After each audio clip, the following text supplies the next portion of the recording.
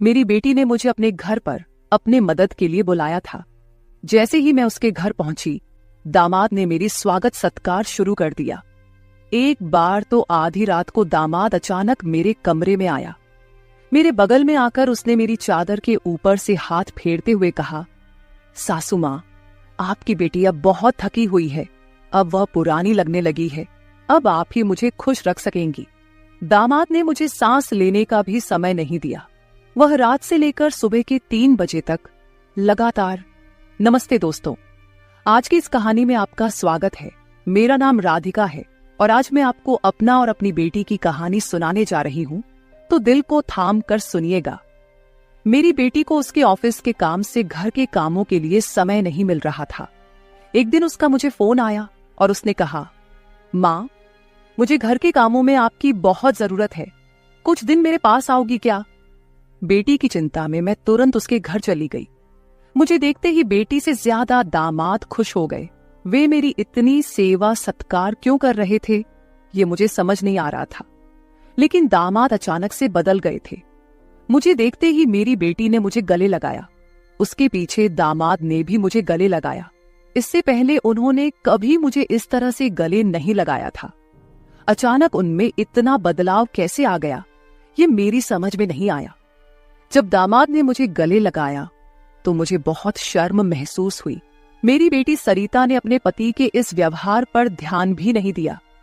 जैसे ही मैं बेटी के घर पहुंची, उसने मुझसे कहा कि वह मेरे हाथों से बनी उसकी पसंदीदा सब्जी खाना चाहती है। आते ही मैं फ्रेश होकर बेटी के किचन में चली गई। उस रात दामाद और बेटी दोनों बड़े चाव से खाना खा रहे थे। खाना खत्म होते ही सरिता बोली, माँ, आज आपके हाथ का खाना खाकर बहुत अच्छा लगा। उसके कहने पर दामाद ने भी हामी भरते हुए कहा, मुझे तो ऐसा लग रहा है जैसे बहुत दिनों बाद पेट भरकर खाया हो। दामाद ने मेरी तारीफ किया तो सरिता ने अपने पति को गुस्से से देखना शुरू कर दिया। वह बोली, सुमित, मेरी माँ के सामने मेरी बुराई मत करो। तुम ऐसा बोल रहे हो जैसे मैं रोज खाना बनाती ही नहीं हूँ। क्या तुम रोज बाहर मेस में खाते हो? उन दोनों के बीच तू मैं शुरू हो गई। तब मैंने दोनों को शांत करते हुए कहा, सरिता, छोटी छोटी बातों को बड़ा मत बनाओ। दामाद तो बस मजाक में तुम्हारे सामने मेरी तारीफ कर रहे होंगे। वैसे भी रोज तो मैं यहाँ नहीं रहती, तुम ही अपने पति का ख्याल रखती हो। शायद वे सिर्फ हंसी मजाक कर रहे हों। मैंने अपनी बेटी से यह कहा क्योंकि मैं दामाद को कुछ कह नहीं सकती थी। खाना खत्म होते ही सरिता हाथ धोकर अपने कमरे में चली गई। मैं डाइनिंग हॉल साफ करने लगी। मेरी मदद के लिए दामाद थे। वे बोले, सरिता को तो कोई परवाह ही नहीं है। माँ, इतने दिनों बाद आप घर आईं, फिर भी वह पहले ही दिन से आपके ऊपर सारा काम छोड़कर मोबाइल लेकर कमरे में चली गई। यही तो रोज का हाल है। दामाद की बात से सहमत होकर मैंने डाइनिंग टेबल से बर्तन उठाए। तभी दामाद भी मेरी मदद के लिए किचन में आ गए। किचन से जाते वक्त दामाद ने अचानक मेरे हाथ पकड़ लिए। फिर दामाद जी बोले, सासू माँ, सच में आपके हाथों में जादू है। आपके हाथ का खाना खाकर मन बहुत प्रसन्न हो गया। आगे भी मुझे आपके इस तरह के अलग अलग रूप देखने को मिलेंगे। मेरा न कोई साला है और न कोई साली। मेरे ससुराल में तो आप ही एक हैं। अब चाहे साला, साली और बहनोई की हंसी मजाक हो या सासू माँ की देखभाल, ये सभी रिश्ते आपको ही निभाने हैं। अब मैं आपको यहां से जल्दी जाने नहीं दूंगा। मुझे दामाद का प्यार समझ में आया, लेकिन इसके पीछे उनका क्या मकसद था, इस पर मैंने ज्यादा गहराई से सोचा नहीं था। इसी तरह कुछ दिन और बीत गए। मुझे बेटी के घर आए कुछ ही दिन हुए थे। तभी मैंने महसूस किया कि उन दोनों पति पत्नी के बीच कुछ ठीक नहीं था। लगातार 3 दिन से मुझे रात को उनकी बड़बड़ाहट और दामाद की आवाज उनके कमरे से सुनाई दे रही थी। वह बात प्रेम की तो बिल्कुल नहीं थी। उन दोनों के बीच कुछ गड़बड़ थी, ये मुझे साफ महसूस हो रहा था, क्योंकि जब से मैं वहां आई थी मैंने उन्हें कभी साथ में हंसते खेलते नहीं देखा था। एक दिन शाम को सरिता ऑफिस से जल्दी घर आ गई। उसे घर पर देख मैं 2 कप कॉफी लेकर उसके कमरे में चली गई। मुझे उससे थोड़ी बात करनी थी। कॉफी का बहाना लेकर मैं उसके कमरे में गई। मैंने उसके हाथ में कॉफी का कप दिया, लेकिन वह मुझसे बात करने के बजाय मोबाइल में व्यस्त थी। तब मैंने उसका मोबाइल खींचते हुए बोली, सरिता, क्या मुझे यहाँ बुलाने का मकसद यही है कि मैं तुझे मोबाइल खेलते हुए देखूं? मैं आई हूं और तू मुझसे 2 मिनट भी बैठकर बात नहीं कर रही। अरे 2 शब्द मां से तो बोल, और अगर तुझे बात नहीं करनी तो मुझे तुझसे बात करनी है। जैसे ही मैंने उसका मोबाइल छीन लिया, उसका ध्यान मेरी ओर हो गया। वह बोली, बोलो मां, तुम्हें मुझसे क्या इतना जरूरी बात करनी है? तब मैंने उससे कहा, सरिता, तू खुद को इतनी कूल दिखाती है, क्या सच में तू वैसी ही है? क्या सच में तुम्हारे घर का माहौल इतना कूल है? मेरी बातों पर सरिता के चेहरे पर एक सवालिया निशान उभर आया। वह बोली, मां, तुम क्या बोल रही हो? मुझे तो कुछ समझ में नहीं आ रहा। जो बोलना है सीधे बोलो। अब तुम टीचर नहीं हो और ना मैं तुम्हारी स्टूडेंट, जो तुम मुझसे इतने सख्ती से बात कर रही हो। सरिता के कंधे पर हाथ रखकर मैंने उससे कहा, अरे पिछले 3 दिनों से रात को मुझे तुम्हारे कमरे से तुम दोनों की बड़बड़ाहट सुनाई दे रही है। क्या तुम दोनों के बीच सब कुछ ठीक है? अभी तुम्हें बच्चा भी होना है। अभी से ही तुम्हारे बीच अनबन शुरू हो गई है। अभी तो तुम्हें साथ में पूरा जीवन बिताना है। ये सही तरीका नहीं है। मेरी बातों का जवाब देते हुए सरिता बोली, मां, मुझसे कहने के बजाय समीर से कहो, क्योंकि हमेशा वही झगड़ा शुरू करता है। उस दिन भी देखा ना, कैसे वह खाने की टेबल पर मुझे कुछ भी बोल रहा था। फिर वह बोली, मां, अब तुम ही बताओ, मैं ऑफिस में भी थक जाती हूं। ऊपर से घंटों ट्रैफिक में फंसकर घर आना पड़ता है। अब 3 दिन से तुम घर आई हो तो मुझे थोड़ी राहत मिली है, नहीं तो रोटियां बेलते वक्त भी मेरी आंख लग जाती थी। अब इतनी थकान के बाद भी मैं समीर को कैसे समय दूं? समीर तो कुछ समझने को तैयार ही नहीं है। और वैसे भी तुम्हें यहां बुलाने का आइडिया उसी का था। वह कह रहा था कि सासू मां के आने से तुम्हें भी थोड़ा आराम मिलेगा। तुम यहां आई हो तो उसकी खाने की शिकायतें भी थोड़ी कम हो गई हैं। नहीं तो हर बात में ये ऐसा और वो वैसा ही चलता रहता था। तुम्हें बुलाने से पहले वह कह रहा था कि जब मेरी सासू मां आएंगी तो मैं उनसे सारी ख्वाहिशें पूरी करवाऊंगा। अब तुम्हारे दामाद को तुमसे क्या ख्वाहिशें पूरी करवानी है, ये तुम ही देख लो। उसकी शिकायतों से तो मुझे थोड़ी राहत मिल गई है। सरिता की बातें सुनकर मुझे लगा कि सच में उसे काम से समय नहीं मिल पाता होगा, इसलिए समीर को खाने पीने की परेशानी हो रही होगी, और शायद इसलिए उन्होंने मुझे कुछ दिनों के लिए बुला लिया होगा। लेकिन दामाद को मुझसे और भी ख्वाहिशें पूरी करवानी थीं, इसका मुझे कोई अंदाजा नहीं था। सरिता की बातें सुनकर मुझे लगा कि उनके बीच सामान्य झगड़े हैं जो वे खुद सुलझा लेंगे। इसीलिए आगे मैंने सरिता को और नहीं समझाया। जैसे ही मैं उसके कमरे से बाहर निकली, मुझे दामाद की गाड़ी का आवाज सुनाई दिया। उस दिन समीर भी जल्दी घर आ गए थे। उन्हें घर में देखकर मैंने कहा, आज आप जल्दी आ गए, चलो अच्छा हुआ। आज तुम दोनों बाहर जाकर डिनर कर लो, घर में संभाल लूंगी। उन्हें थोड़ा बाहर घूमने फिरने का मौका मिलेगा, इसलिए मैंने उन्हें डिनर के लिए बाहर जाने को कहा। लेकिन दामाद ने कहा, सासू मां, होटल जाने की जरूरत नहीं है। आज मेरे बॉस का 50वां जन्मदिन है। बॉस ने जन्मदिन के मौके पर एक 5 स्टार होटल में पार्टी रखी है और हमें खास तौर पर उस पार्टी में बुलाया गया है। समीर की बात सुनकर मैंने कहा, अरे वाह, तो फिर तुम दोनों जल्दी से अच्छे से तैयार हो जाओ और साथ में पार्टी में जाओ। तब दामाद जी बोले, सासू मां, हम दोनों अकेले नहीं जाएंगे। बॉस ने पूरे परिवार को बुलाया है और आप भी हमारे परिवार हैं, इसलिए आप भी हमारे साथ चलो। तब सरिता भी मुझसे जिद करने लगी। उसने कहा, मां, घर पर तुम अकेले बैठी क्या करोगी? तुम भी हमारे साथ चलो, तुम्हें भी अच्छा लगेगा। एक तो जब से तुम यहाँ आई हो, मैं तुम्हें कहीं बाहर घुमाने भी नहीं ले जा पाई। मैं छुट्टी लूंगी तो लूंगी, पर अभी तो तुम हमारे साथ बाहर चलो, कम से कम तुम्हारा भी मन थोड़ा हल्का हो जाएगा। उन दोनों का इतना जोर बढ़ गया कि मुझे भी उनके साथ जाने के लिए तैयार होना पड़ा। मैं हमेशा कहीं भी जाती थी तो अपने साथ 1-2 पार्टी वियर कपड़े रखती थी। इस बार भी मैंने पिंक रंग की नेट वाली साड़ी साथ रखी थी। मैंने वही साड़ी पहनकर अच्छे से तैयार होकर कमरे से बाहर आई। जैसे ही मैं बाहर आई, दामाद मुझे लगातार देखने लगे। वो मुझे ऊपर से नीचे तक नजर फेरने लगे। उन्होंने कहा, आज आपको सासू माँ कहने में मुझे शर्म आ रही है, क्योंकि आप किसी भी तरह से उम्र दराज नहीं लग रही हैं। आज तो आप किसी हीरोइन से कम नहीं लग रही हैं। दामाद की बातों पर मुस्कुराते हुए मैं बाहर गाड़ी के पास चली गई। कुछ देर बाद घर को लॉक करके बेटी और दामाद भी बाहर आ गए। दामाद मेरी तारीफ कर रहे थे, लेकिन सरिता का ध्यान उस पर नहीं था। लेकिन जैसे ही पार्टी में गए और दामाद के बॉस हमारे पास आए, उन्होंने मुझे देखकर समीर से कहा, समीर, तुम्हारी साली तो बहुत ही सुंदर है। इस पर समीर कुछ बोलते उससे पहले ही सरिता बोली, बॉस, ये समीर की साली नहीं है, ये तो माँ है, ये समीर की सास है। हमारे रिश्ते को सुनकर बॉस चौंक गए। उन्होंने कहा, आपकी खूबसूरती और जवानी को देखकर ऐसा बिल्कुल नहीं लगा कि आप सासू माँ हो सकती हैं। बॉस ने अपनी गलती स्वीकारते हुए मुझसे माफी मांगी और वहां से चले गए। बॉस के जाते ही दामाद मेरी तारीफ करने लगे। उन्होंने कहा, सच में सासू माँ, आज तो आप सरिता से भी ज्यादा खूबसूरत लग रही हैं। सच में पत्नी तो ऐसी होनी चाहिए। ऐसा कहकर दामाद ने मेरे हाथ पर ताली मारी और हंसने लगे। लेकिन उनकी इस मजाक पर सरिता गुस्से से मेरी ओर देखने लगी। अब मुझे धीरे धीरे दामाद की नजरों का एहसास होने लगा था। कुछ देर बाद हम घर जाने के लिए निकल पड़े। घर पहुंचते ही सरिता और मैं एक साथ गाड़ी से उतरे।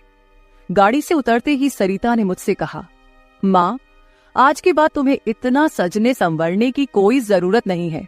थोड़ा अपनी उम्र के हिसाब से रहना सीखो। गुस्से में तीखे शब्द बोलते हुए सरिता पैर पटकती हुई घर के अंदर चली गई। मुझे उसका गुस्सा कुछ समझ नहीं आया। असल में मुझे तो किसी भी बात पर गुस्सा आने का सवाल ही नहीं था। फिर भी सरिता मुझसे नाराज होकर पैर पटकते हुए घर के अंदर चली गई थी।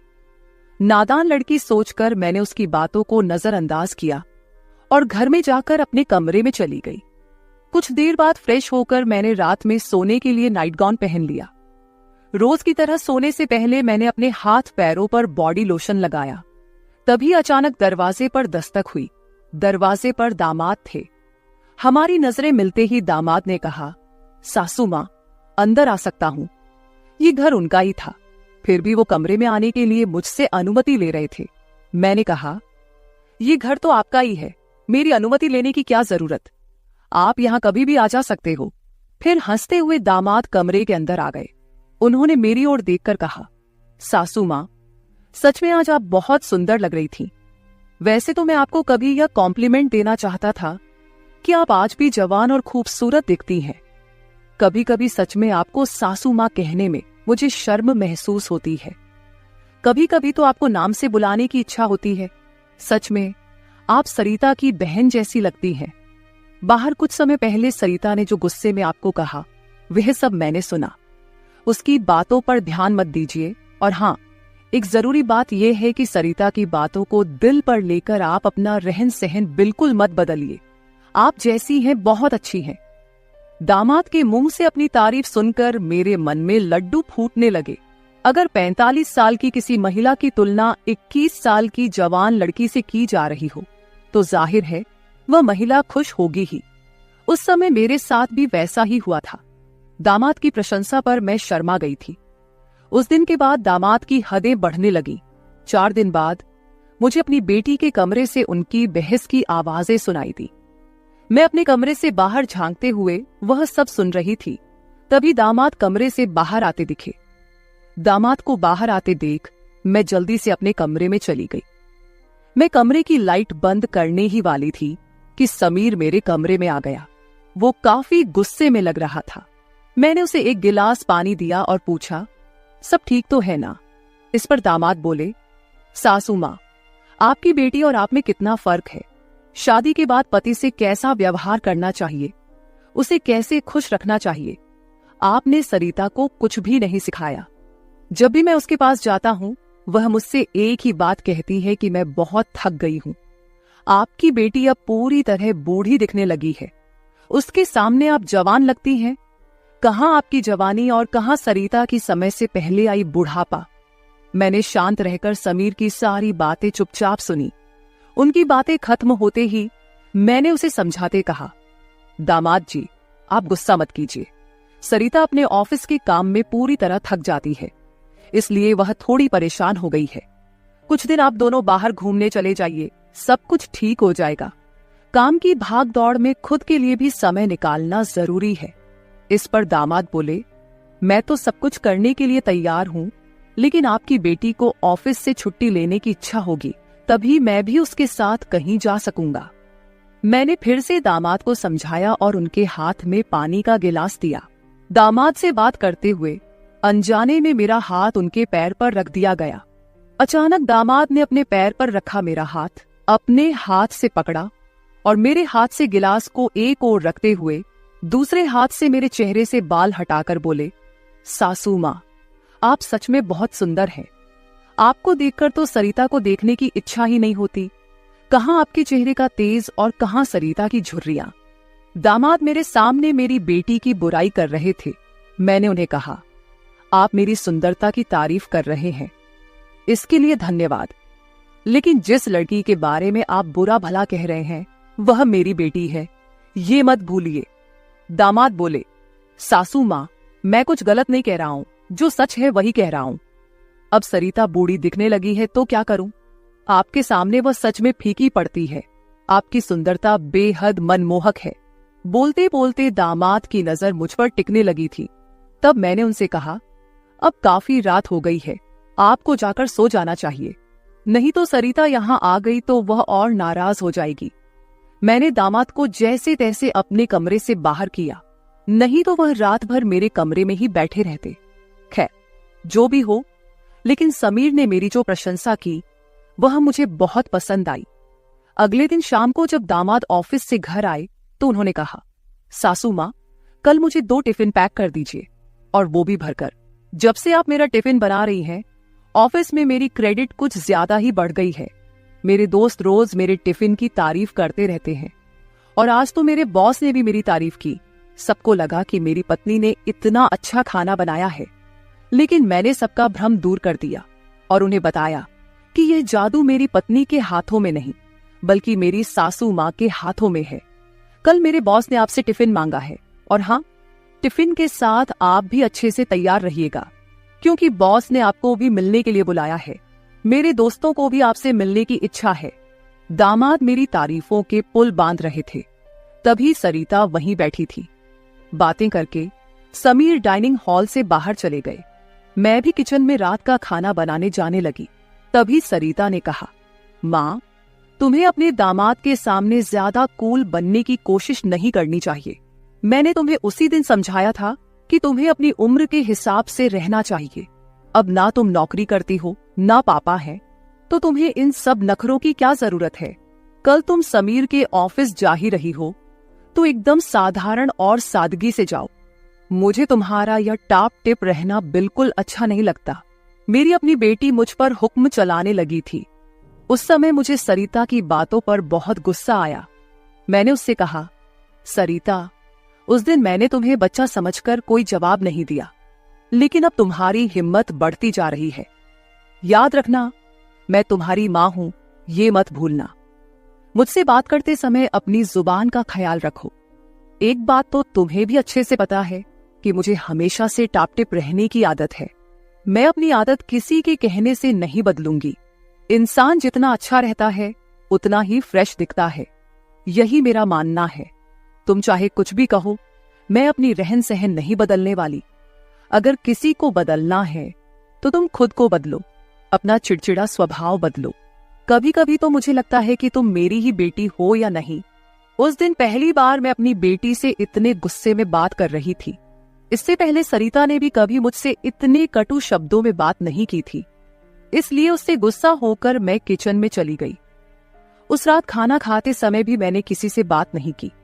अगले दिन दोपहर के 1 बजे के बाद मुझे मेरे दामाद का फोन आया, तो मैं तैयार होकर उनके ऑफिस जाने के लिए निकली।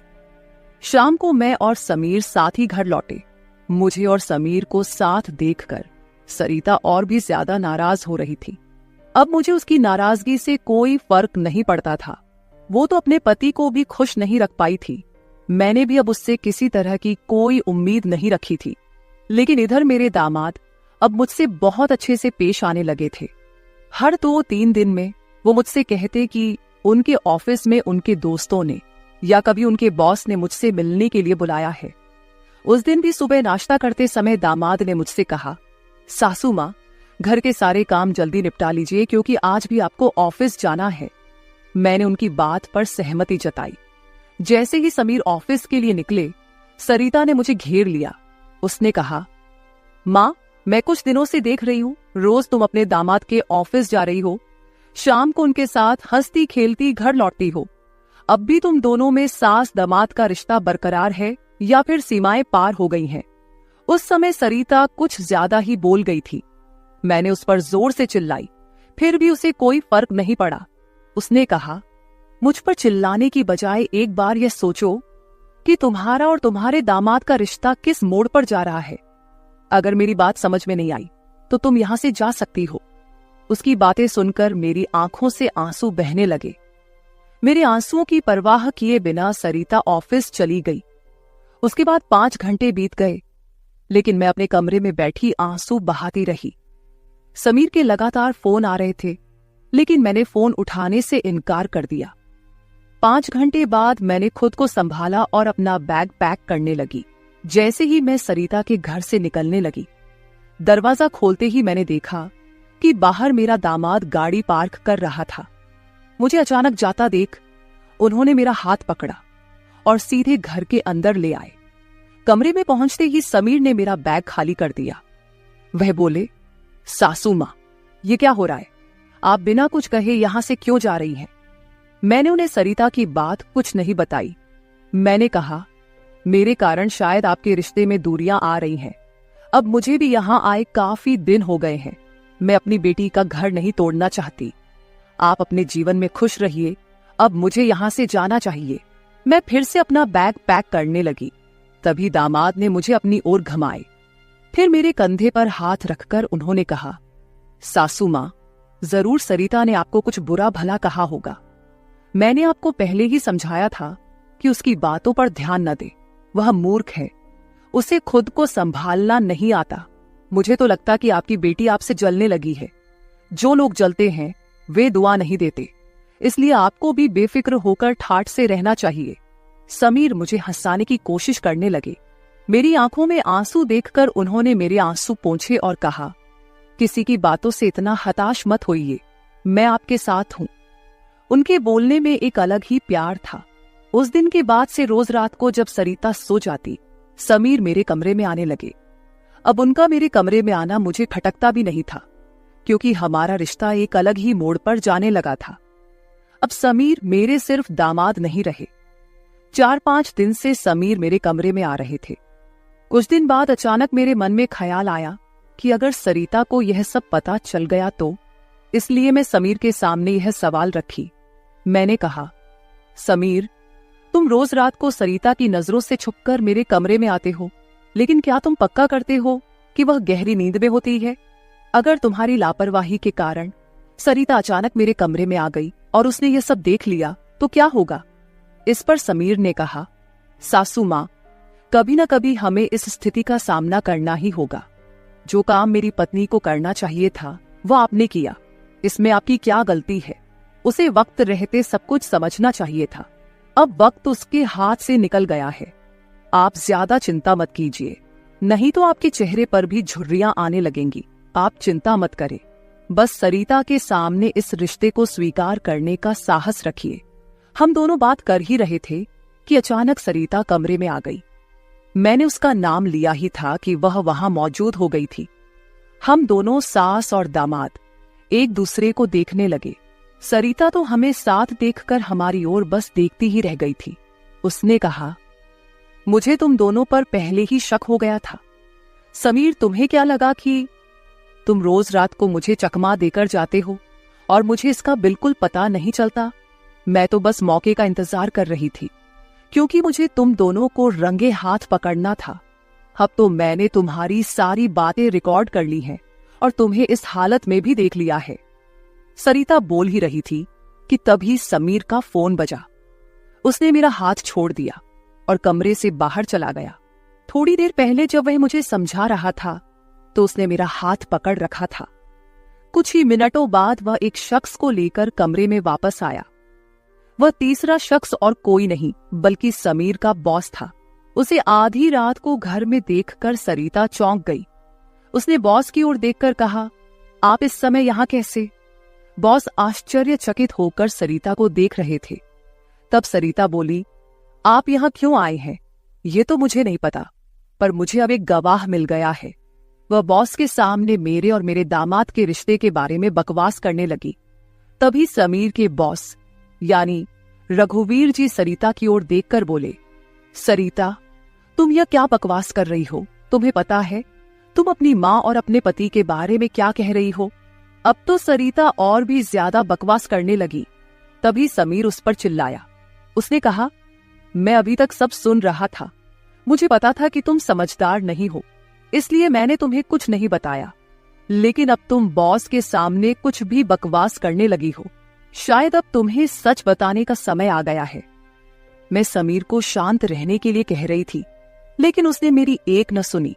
वह बोला, माँ, अब और कितने दिन आप यह सब बातें छुपाकर रखेंगी? इस तरह मन मारकर जीवन को सुखमय नहीं बनाया जा सकता। जीना है तो खुले दिल से जियो।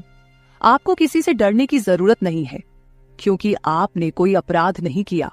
समीर ने सरिता से कहा, सरिता, पिछले कुछ दिनों से मैं इस कमरे में आ रहा हूं, ये सच है, लेकिन मैं इस कमरे में क्यों आ रहा था, इसका कारण वो नहीं है जो तुम सोच रही हो। इसका असली कारण कुछ और ही है। मैं यहां इसलिए आता था ताकि अपने बॉस को तुम्हारी माँ के कमरे में सुरक्षित छोड़ सकूं। मैं तुम्हारी माँ के साथ नहीं बल्कि मेरे बॉस होते थे। जिस दिन हम बॉस के जन्मदिन की पार्टी में गए थे, उस रात जब हम पार्टी से घर लौटे थे, तो मैंने तुम्हारी माँ को उनके कमरे में रोते हुए देखा था। उसी रात बॉस ने मुझसे तुम्हारी माँ का फोन नंबर भी लिया था। उस रात बॉस बार बार तुम्हारी माँ को फोन कर रहे थे। उस रात जब मैं अचानक तुम्हारी माँ के कमरे में गया, तो मैंने उनके फोन में बॉस के कई मिस्ड कॉल देखे। अगले दिन मैंने बॉस से इस बारे में पूछा, तभी मुझे सच्चाई पता चली। एक समय था जब तुम्हारी माँ और बॉस एक ही कॉलेज में पढ़ते थे। इतना ही नहीं, उन दोनों के बीच प्यार भी था, लेकिन घर वालों के दबाव के कारण वे अपना जीवन एक साथ नहीं बिता सके। पर किस्मत ने 30 साल बाद उन्हें एक बार फिर से आमने सामने खड़ा कर दिया। तुम्हारी माँ कुछ बोलने के लिए तैयार नहीं थी, लेकिन बॉस की वजह से मुझे उन दोनों के रिश्ते के बारे में पता चला। तब से मैंने जानबूझकर कभी दोस्तों का बहाना बनाया तो कभी बॉस का, ताकि तुम्हारी माँ और बॉस को एक दूसरे से मिलवा सकूं। धीरे धीरे मैंने तुम्हारी माँ के चेहरे पर खुशी देखनी शुरू की। वह भी अपना पुराना रिश्ता जीने लगी, लेकिन तुमने इसे गलत समझा और माँ पर गलत आरोप लगाए। तुम्हारे आरोपों के बाद तुम्हारी माँ ने घर से बाहर निकलना बंद कर दिया। तब से मैंने इस प्रेमी जोड़े की मुलाकात अपने घर में ही करानी शुरू कर दी। तुम्हारी माँ जानती थी कि तुम इस उम्र में उनके और बॉस के रिश्ते को स्वीकार नहीं करोगी, इसलिए उन्होंने कभी तुमसे खुलकर बात नहीं की। लेकिन अब मुझे लगता है कि उन्हें अपनी जिंदगी का फैसला खुद करने देना चाहिए। सरिता बोली, समीर, तुम मेरी माँ को उनके प्रेम से मिलने के लिए इतना प्रयास कर रहे थे। तुम दामाद होकर भी कोई आपत्ति नहीं कर रहे थे और मेरी माँ को एक बार फिर से जीने का मौका दे रहे थे। मैं आगे बढ़ी और सरिता से आंसू भरी आंखों के साथ बोली, मुझे माफ कर दे बेटी, मुझे इस उम्र में यह सब नहीं करना चाहिए था। मुझे रघुवीर से फिर से नहीं मिलना चाहिए था। लेकिन तू चिंता मत कर, सुबह होते ही मैं यहां से चली जाऊंगी। मैं रघुवीर से कभी नहीं मिलूंगी। इस उम्र में मुझे यह बातें तुम्हारे मुंह से सुनने से पहले ही मैं यहां से चली जाती हूं। मेरी आंखों में आंसू देखकर सरिता बोली, मां, मुझे माफ कर दो।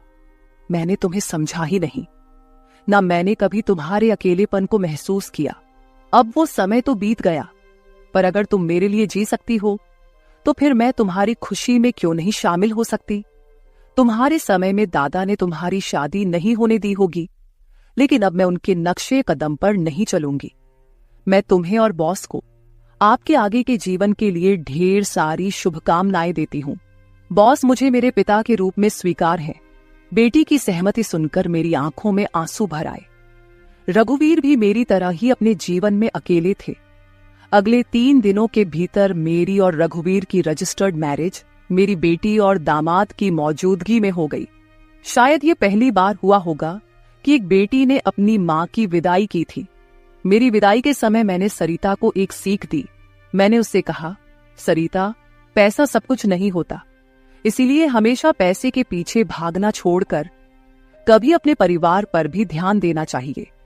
कर्तव्यों से भागकर ना तो जीवन पूरा होता है, ना ही खुशियां मिलती हैं। अब समय आ गया है कि तुम अपनी जिम्मेदारियों पर ध्यान दो।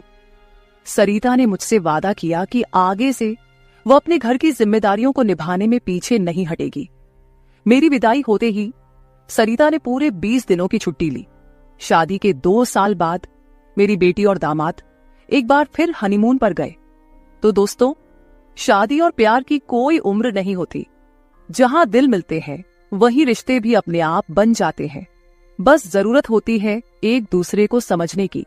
तो मेरे प्यारे दोस्तों, यह थी हमारी आज की छोटी सी कहानी।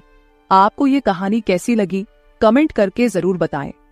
अगर आप ऐसी ही और भी इंटरेस्टिंग और रोमांटिक कहानियां सुनना चाहते हो तो चैनल को सब्सक्राइब जरूर कर ले और बेल आइकॉन ऑन कर ले, ताकि आपको मेरी आने वाली नई वीडियो की सूचना तुरंत मिल सके। कल मिलेंगे एक और नई कहानी के साथ। धन्यवाद।